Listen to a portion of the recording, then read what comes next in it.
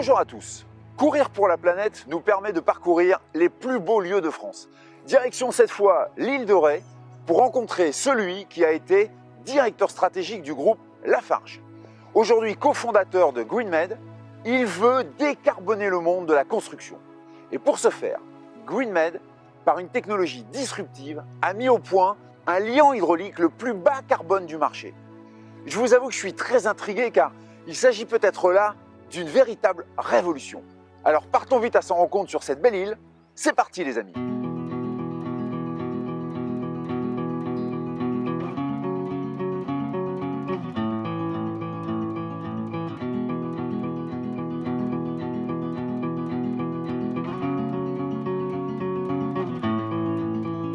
Well, I looked down from my tall window, down to the busy street of mine. I couldn't hear a sound that was louder than the one inside my mind. Instead of trees, the kids were climbing up telephone antenna poles. Alors aujourd'hui nous rencontrons une personnalité qui sait ce que signifie rebond et renaissance. Guylain Watrelot, bonjour et merci de nous recevoir dans cette magnifique île de Ré. Tu es le cofondateur de GreenMed et j'ai absolument voulu cette interview car tu es issu d'un monde, celui du ciment, extrêmement polluant. Et pourtant, il est incontournable à l'échelle du monde. Ma première question est simple. En préparant cette interview, il y a un chiffre qui m'a particulièrement impacté. C'est l'impact du ciment sur l'émission du CO2. Peux-tu nous rappeler ce chiffre, s'il te plaît ? Le chiffre, c'est très simple. Si les cimentiers étaient un pays, ce serait le troisième émetteur au monde de CO2, derrière la Chine et les États-Unis. Pour une tonne de ciment produit, on émet 800 kg de CO2 dans l'atmosphère. Donc c'est presque du 1 pour 1. Il faut savoir qu'il y a 4 milliards de tonnes produites par an et ça continue à augmenter tous les ans et ça va continuer à augmenter jusqu'en 2050. Donc on peut plus continuer comme ça, c'est pas possible. Et en fait, le problème, c'est que les cimentiers, ça fait partie de leur process intrinsèque de ça. C'est qu'on chauffe du ciment à 1500 degrés, du calcaire à 1500 degrés. Donc ça émet du CO2. Mais pour faire le ciment, il faut que le calcaire éjecte le CO2. Donc c'est intrinsèque à la fabrication du ciment. Donc on ne peut plus faire ça. Il faut changer le process et on ne peut plus faire avec du calcaire. Voilà notre solution. Alors la problématique du ciment, si je comprends bien, ne concerne pas que l'émission du CO2. Il y a aussi toute l'énergie dépensée et l'utilisation intensive des matières premières comme le gypse et le sable. Est-ce que la solution que tu proposes, celle que tu préconises, résout ces trois gros challenges ? Alors, le ciment, c'est pour faire du béton en général. Le béton, le problème, c'est qu'on utilise du ciment, mais on utilise aussi beaucoup de sable. Et dans des tas d'endroits dans la planète, le sable a été pillé, sur les plages, dans les rivières, tout ça. Et il y a des tas d'endroits où il n'y a plus de sable, donc on va chercher un peu ailleurs, et ça devient une des vraies catastrophes écologiques, les rivières, les côtes qui s'écroulent, etc., etc. Et il y a des endroits, par exemple à Dubaï, quand on construit une tour, on va chercher du sable jusqu'en Australie. Alors qu'il y a plein de sable dans le dos, qui est le sable du désert. Un tiers de la planète est couvert de sable, le sable du désert. Mais malheureusement, pour faire du béton, ça ne marche pas. Parce que le sable du désert, il est trop fin, trop rond. Donc on ne peut pas l'utiliser. Et moi, mon ciment, il est tellement bon, notre ciment GreenMed est tellement bon, qu'on va pouvoir utiliser le sable du désert pour faire du béton. Donc ça, c'est un deuxième impact qui est extrêmement fort. Et au niveau énergie ? Et au niveau énergie, c'est le CO2. En fait, l'énergie, c'est très lié au CO2. En fait, l'énergie, on consomme 80% d'énergie en moins pour faire ce ciment. Donc voilà.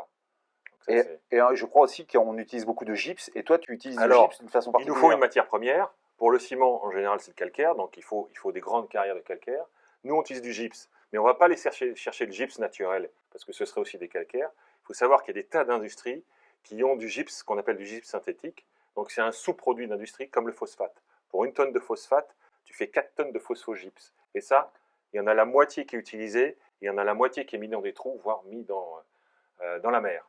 Et donc nous, on va aller chercher ces stocks de phosphogypse, et il y en a des milliards de tonnes sur la planète, pour faire notre produit. Donc notre matière première, c'est quelque chose qui n'est pas utilisé, qui est stocké et qui a un problème écologique. Mais ta solution est extrêmement prometteuse en ce qui concerne la continuité du développement économique, tout en sécurisant de façon drastique les atteintes à la planète. Alors, c'est très simple. À quand la première usine ? Au plus vite, au plus vite. Le problème, là, c'est que c'est quand même un énorme projet.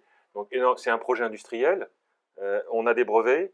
Et il faut convaincre aujourd'hui des investisseurs d'investir. On en est là. Donc, aujourd'hui, notre problème, c'est de trouver l'argent pour construire la première usine. On est en pleine levée de fonds et on pense qu'on aura la première usine disponible en 2022. Et c'est important parce qu'il y a une nouvelle norme en France en 2022 qui va dire que chaque nouveau bâtiment doit déclarer son empreinte carbone. Et ça, c'est nouveau. Et ça, c'est génial parce qu'on devrait arriver avec nos clients avec des produits bas carbone à ce moment-là. Ok. Bah, Donc tu vois, 2022. je savais qu'il fallait que je vienne te voir parce que tout ça, c'est absolument passionnant et surtout, c'est très très prometteur sur l'avenir. Et ça fait du bien d'entendre des choses qui permettent d'avoir un avenir un peu plus sympa. Et pour terminer cette interview, j'ai un petit rituel. Je te laisse 42 secondes pour laisser un message impactant à ceux qui nous écoutent. Alors ton message, c'est lequel? Mon message, c'est qu'on va y arriver. Enfin, il y a des solutions sur la planète. On va y arriver. Grâce à des gens comme toi, en plus, on a un certain des échos positifs. On va y arriver. Mais le message, c'est aussi que chacun d'entre nous, on a un petit bout de chemin à faire. Et voilà, toi, tu fais le tien. Moi, j'essaye de faire le mien. Mais tous, on peut faire quelque chose. Mais je suis persuadé qu'on va y arriver. Super. Merci beaucoup pour Merci. cette interview. Et bonne chance pour ton projet. Merci bien. Là où on estime les choses acquises, figées, gravées dans le marbre. Vous savez le fameux « mais on ne peut pas faire autrement ». Guylain Wattrelos nous montre une fois de plus qu'il suffit de s'arrêter un instant, de réfléchir vraiment, pour raisonner solution et pas raisonner problème, et ainsi mettre au point une innovation majeure. Ce qu'il nous propose peut et doit avoir un impact mondial, car nous parlons ici d'un secteur d'activité les plus polluants pour notre planète. Alors souhaitons leur bonne route. Et moi demain, c'est reparti pour un nouveau marathon, pour une nouvelle rencontre et encore la mise en avant d'idées lumineuses pour notre planète. D'ici là, sportez-vous bien et n'oubliez pas, respectez-vous et respectez-la. Ciao à tous.